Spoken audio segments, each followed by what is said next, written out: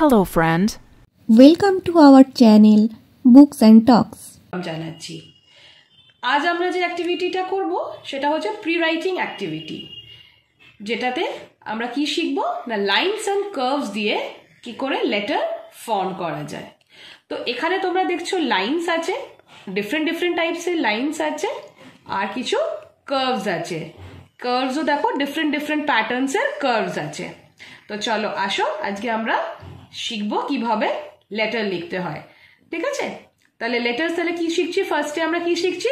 Standing line are sleeping লাইনে।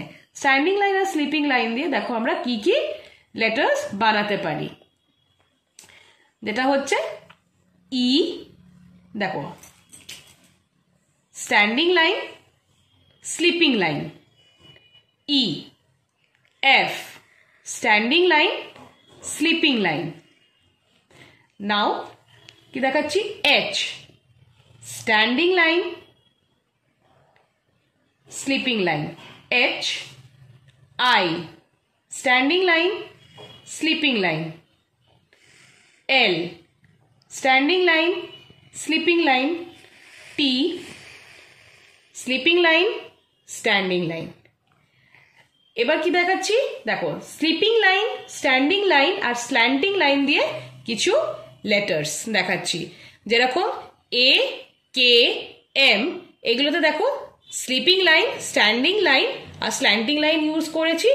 এছাড়াও যেরকম হয় হচ্ছে এন, ভি, ডব্লিউ,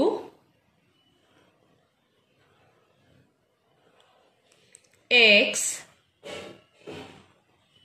ওয়াই,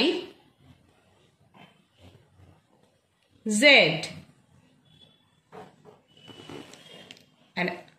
তারপরে দেখো লাইনস অ্যান্ড কার্ভস। এই লাইনস অ্যান্ড কার্ভস দিয়েও আমরা নতুন অ্যালফাবেট লিখতে পারি। কি কি লিখতে পারি?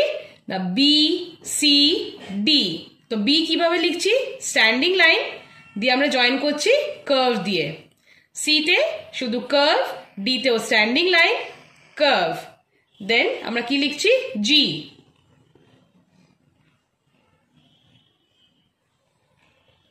J,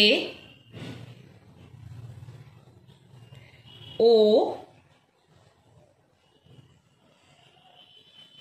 P,